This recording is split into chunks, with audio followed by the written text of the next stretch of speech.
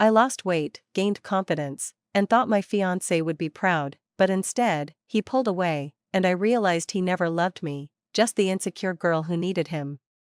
My fiancé says he loves me, but not my new body. The weight was gone, but so was the warmth in his eyes. The man who once held me close, who traced soft circles on my back and whispered how perfect I was, now barely looked at me. His gaze, once filled with admiration, held something else, something distant, something unsettling. For the first time in my life, I felt strong, confident, and beautiful. Yet, standing in front of Ethan, I felt none of it. The body he once cherished had changed, and with it, so had his love. The silence between us stretched, heavier than the weight I had lost, and in that moment, I realized, he wasn't mourning what I had become. He was mourning what he had lost, the version of me who needed him. I've always been on the heavier side. For years, I struggled with my weight and self-esteem.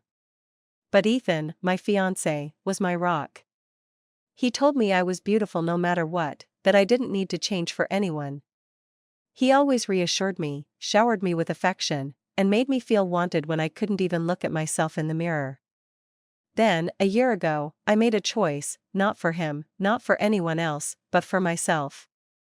I wanted to be healthier. I started eating better, working out, and slowly, the weight came off. It wasn't easy, but I felt incredible. I felt strong. I felt confident. I expected Ethan to be proud of me. To be happy that I finally loved myself. But instead, he started pulling away. At first, it was subtle. He stopped complimenting me. Stopped reaching for me in bed. Stopped resting his hand on my thigh absent-mindedly like he used to. When I confronted him about it, he just shrugged it off, saying, "You've just been so busy with the gym and meal prepping, I guess I feel a little left out." So I made more of an effort. I included him in my routine, invited him to work out with me, suggested we try cooking together. He brushed it all off. Then, a week ago, I finally pushed him. I asked him what was wrong, why he wasn't acting like himself. That's when he said it. "I miss the way you used to be." I asked him what he meant. His response was vague, but the disappointment in his eyes spoke louder than his words. He missed the way I used to be, softer, more dependent, someone who leaned on him for validation.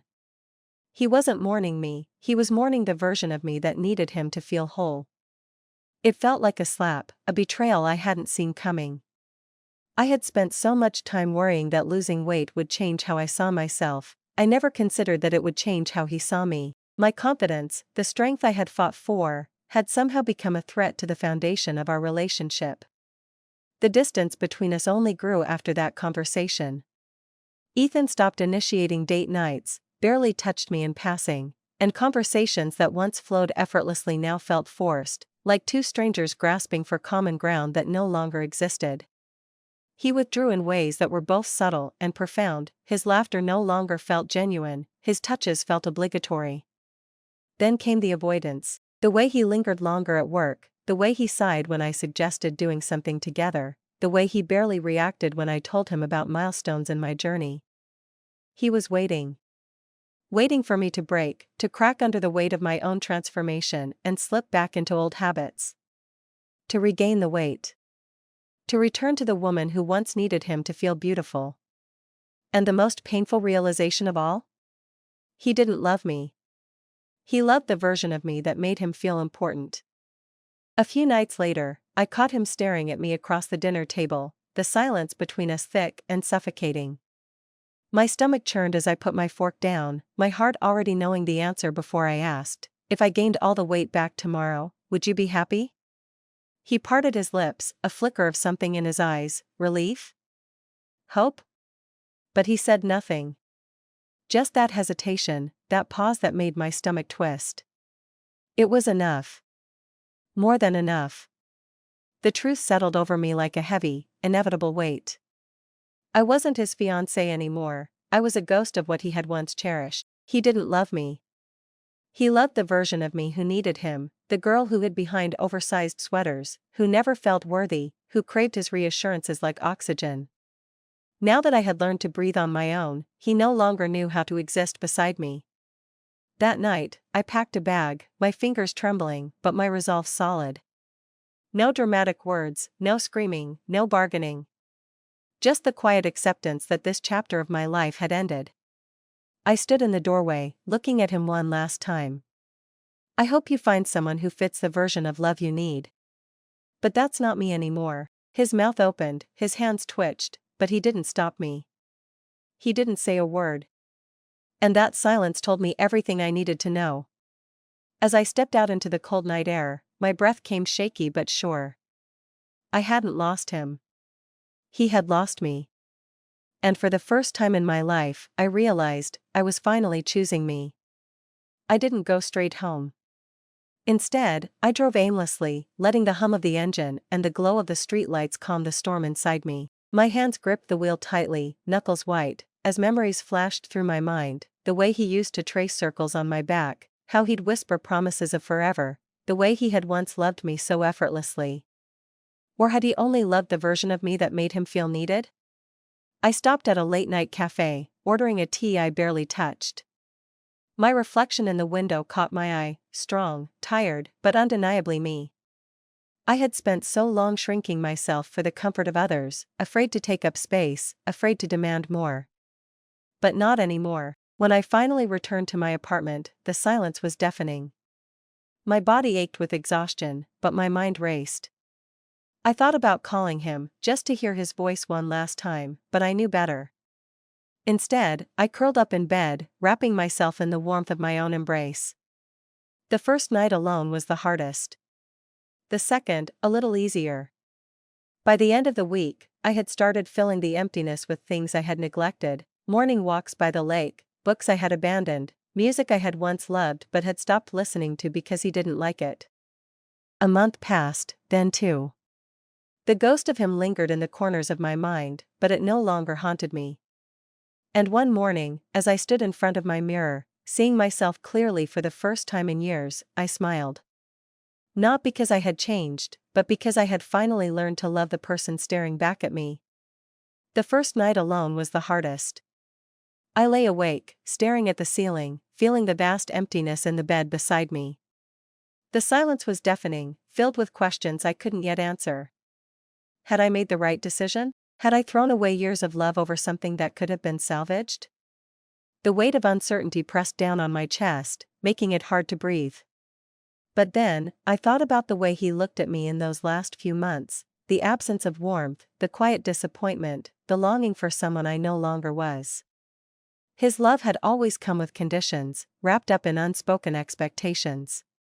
He had clung to the version of me who relied on his reassurances, who never felt good enough without his validation. And yet, the moment I found that validation within myself, his love faded. That realization came like a sharp breath of cold air, painful, but awakening. I turned on my side, pulling the blanket tighter around me, and let the weight of the past roll off my shoulders. I wasn't mourning the loss of him. I was mourning the years I had spent believing I wasn't enough on my own. Days turned into weeks, and the nights grew softer.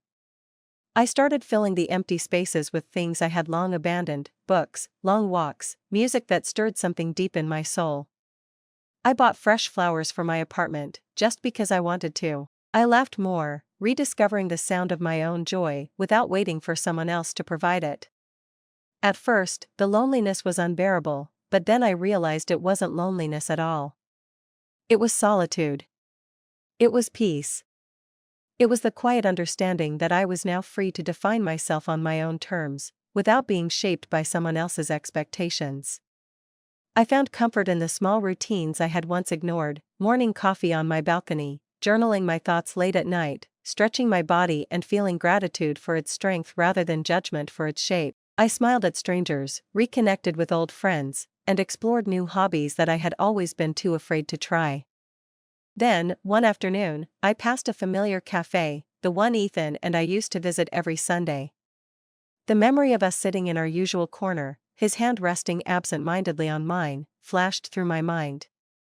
But instead of sadness, I felt something else: acceptance.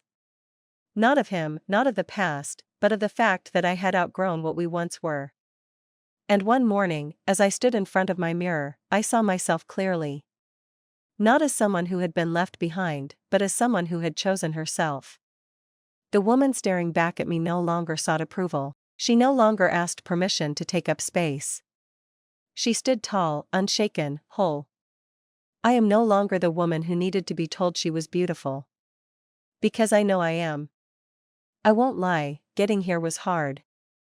Letting go of the life I thought I wanted, of the love I thought I needed, wasn't easy. But choosing myself? That was the best decision I ever made. Now, when I pass that cafe or hear that song we used to love, I don't feel longing. I don't feel regret. I just feel free. And damn, that feeling is worth more than any half-hearted love could ever give me. So, to anyone out there struggling to let go, trust me, I get it. But one day, you'll look in the mirror and realize you're not missing anything. You are whole. You always were. Have you ever had a moment where you finally realized you were better off? I'm happy to hear your comments.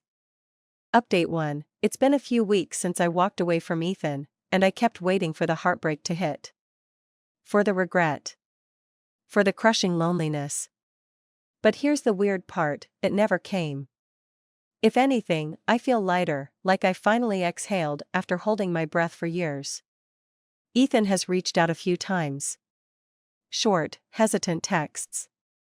Hope you're doing okay. Miss you. I haven't responded. Not because I'm bitter, not because I want to hurt him, but because I have nothing left to say.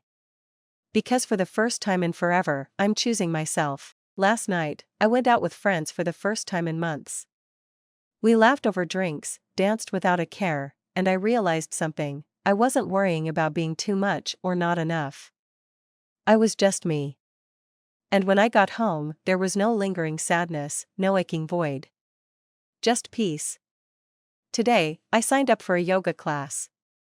Me, someone who used to be too self-conscious to even consider it. Now? I want to see what my body can do instead of worrying about how it looks. I've started making plans, weekend trips, new hobbies, things that I would have second-guessed before. The version of me that Ethan knew would have waited for permission. But she's gone.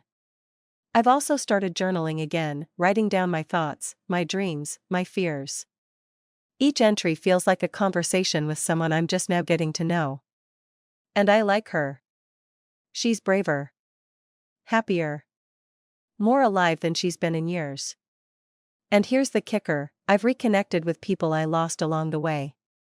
Turns out, life outside of a relationship isn't lonely at all. It's full of people who remind you of your worth. And one of them? Someone unexpected. Someone who sees me, really sees me, for exactly who I am. No expectations. No conditions. I don't know where this journey is taking me, but for the first time in a long time, I'm excited to find out. Update 2. I used to think healing was this big, dramatic moment, some grand realization that everything had fallen into place, that I'd wake up one morning and just know I was over it, over him, over everything. But that's not how it happens. Healing isn't loud. It doesn't come with fireworks or some sweeping cinematic epiphany. It's quieter than that. It sneaks up on you in the small, almost forgettable moments of your day, the ones that whisper, "Hey, you're okay now." Like this morning. I woke up, stretched, and reached for my phone out of habit, but then I realized I wasn't checking for a message from Ethan. Not out of self-restraint, not because I was forcing myself to move on, but because I genuinely forgot. A few weeks ago, I would have grabbed my phone first thing, scrolling through old texts, overanalyzing his silences, looking for meaning in his absence. Every empty notification would have felt like a fresh wound, like proof that I was somehow unlovable. But today? His absence doesn't feel like something missing. It feels like space to breathe. Speaking of space, I've been filling mine with things that actually make me happy, things I'd long ignored, things I had once convinced myself I didn't have time for, or worse, didn't deserve. I finally took my first yoga class, and even though I was wobbly and uncoordinated and definitely not the graceful goddess I'd imagined, I finished it. And I didn't just finish it, I enjoyed it.